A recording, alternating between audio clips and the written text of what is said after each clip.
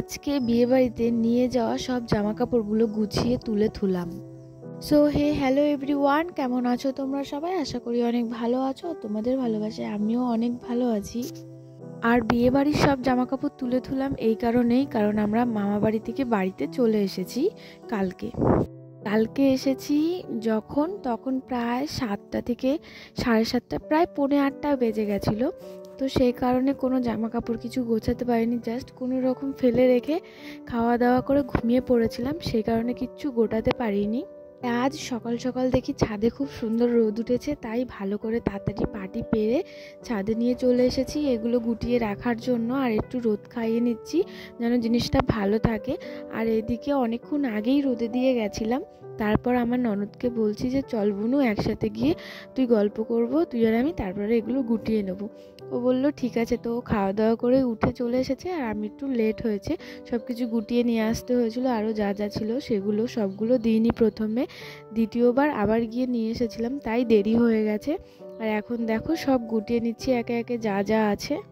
আর এগুলোর মধ্যে অনেক কিছুই আমাদের বিয়েবাড়ি গিয়ে পরা হয়নি, আর তার মধ্যে বিয়েবাড়ি গিয়ে নতুন নতুন জিনিসও আমাদের সাথে এসেছে। যেমন আমার শাড়ি এসেছে, মায়েরও শাড়ি এসেছে, আর তার মধ্যে আমার শ্বশুরের জন্য জামা পাঠিয়ে দিয়েছে। তো ব্যাগে যা নিয়ে গেছি তার থেকে বেশি চলেই এসেছে। আর তার মধ্যে ব্যাগেও প্রচুর ভর্তি হয়ে গেছিলো। লাস্টে আমার দিদা আর আমার ননদ আমাদের বাড়িতে এসেছে, তো সেই কারণে ওদের ব্যাগেও কিছুটা ঢুকিয়ে দিয়েছি। আর অতটা চাপ হয়নি, কিন্তু আমরা তিনজনা যদি বাড়ি আসতাম তাহলে একটু সমস্যা হতো বই কি। সকালবেলা রোদের মধ্যে বসার মজাটাই তো অন্যরকম, তাই আমি আর আমার ননদ মিলে বসে পড়েছি রোদের মধ্যে গল্প করতে আর কাজ করতে। আর এই গল্প করতে করতে কাজ করার মজাটাই অন্যরকম। আর তার মধ্যে রয়েছে রোদ, আর শীতকালের রোদ তো অনেক সুন্দর, তো যারা খায় তারাই জানে। আর শীতকালের রোদের জন্য তো সবাই পাগল হয়ে যায়। আর সারাদিন আমাদের বাড়িতে তেমন রোদ থাকে না, সকালবেলা প্রায় 9টা থেকে 10টার মধ্যে তারপরে বাড়িতে রোদ আসে, এর আগে কোনো রোদ আসে না। উঠোনে আসে, কিন্তু কিছু কিছু জায়গায় যেগুলো কোনো গায়ে লাগে না, সেই কারণে না অতটা মনে হয় না। আর গরমকালে তো প্রচুর রোদ আসে। যারা যারা আমার আগে থেকে ভিডিও দেখো তারা অবশ্যই জানো হয়তো যে গরমকালে আমাদের উঠোনে কী পরিমাণে রোদ আসে। আর এখানে দেখো আমাদের জামা কাপড়গুলো সব গোছানো হয়ে গেছে। এখানে আমার হাজব্যান্ডের জামা কাপড়গুলো গোছাচ্ছি। আর এখানকার কিছু কিছু জামা আমার হাজব্যান্ডের যেগুলো গুটিয়ে রাখছি সেগুলো কাচতে হবে, তো সেই কারণে না বেশি ভালোভাবে গোছাচ্ছি না। ওগুলো দেখি একদিন ফাঁকা পেলে কেচে দেবো, আজকে আর হাতে সময় নেই একদমই, তো সময়ের বড্ড অভাব সেই কারণে। তো এই যে এইদিকে যত জুয়েলারিগুলো আছে সেগুলোও গুটিয়ে রেখে দিচ্ছি, সব একসাথে ঢেলেছিলাম, তো যেটা যেটা আছে সেটা সেটা সব গুটিয়ে রেখে দিচ্ছি। আর এখানে ননদ আর আমি অনেক গল্প করছিলাম, আর আমরা দুজনে একসাথে থাকলে সারাদিন গল্পই করি, তো আমার খুব ভালো লাগে। আর এই যে এখানে দেখো তোমাদের সাথে কথা বলতে বলতে আমার জিনিসপত্রগুলো সব গোটানো হয়ে গেছে। এরপরে দেখি সব জামা কাপড়গুলোও গোটানো হয়ে গেছে, তারপরে চলো এবার জামা কাপড়গুলো সব নিচে রেখে দেওয়া যাক। আর যেহেতু এগুলো সব নতুন জামা কাপড়, এগুলো বেশিক্ষণ রোদে রাখা যাবে না, রোদে রাখলেই এগুলো মানে রং চটে যাবে, সেই কারণে। তো এই যে আমি একে একে গিয়ে সব নামিয়ে ধুয়ে আসছি। তারপরে আমার ননদিনীও সব ভালোভাবে গুটিয়ে দিচ্ছিল, গুটিয়ে দিয়ে ও পাটি টাটি নিয়ে একদম নিচে চলে এসেছে। তারপর এখন নিচে গিয়ে শোকেস গোছানোর পালা। এখানেই শেষ না, দেখতে থাকো অবশ্যই, ভিডিওটা পুরোটুক দেখো, তাহলে বুঝতে পারবে যে আজকে আমরা কত কিছু গুটিয়েছি আর কত কিছু সব ঠিকঠাক করে রেখেছি। বাড়ি থেকে বেড়াতে গেলে এত সমস্যা হয় জামা কাপড় নিয়ে, সেটা আর বলা যায় না। তারপর এই যে দেখো নিচে চলে এসেছি। আর আমি প্রথমে না এই শাড়িগুলো বুনু যেভাবে ধরে রয়েছে ওইভাবেই রাখতাম, তো আমার অনেক ভিডিওতে ওইভাবেই রাখা ছিল।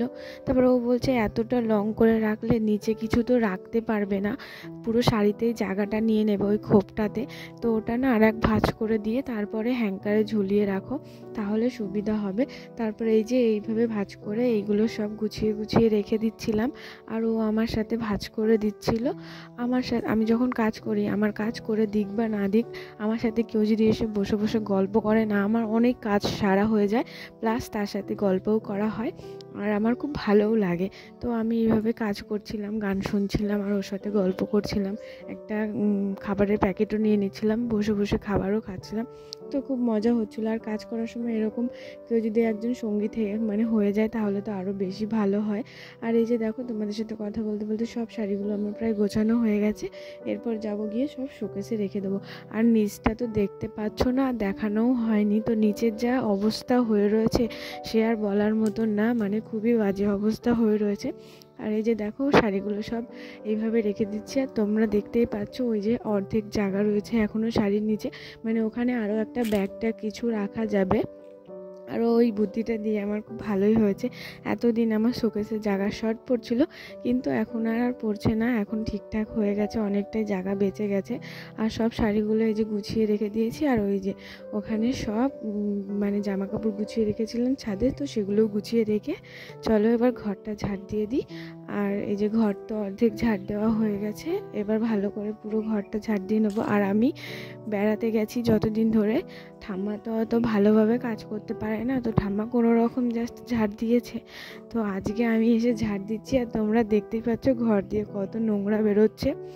সব এতদিন জড়ো হয়েছিল, বাড়িতে লোকজন না থাকলে একটা বয়স্ক মানুষই বা কত করবে, তো সব পড়ে রয়েছে। আর এগুলো সব গাছানোর ব্যাপার ছিল, সেই কারণে আমার তো মাথা খারাপ হয়ে গেছিলো ঘরের অবস্থা দেখে। আমি তো ভাবছি কখন গোছাবো, আমার আর ভালো লাগছে না এত নোংরা দেখে।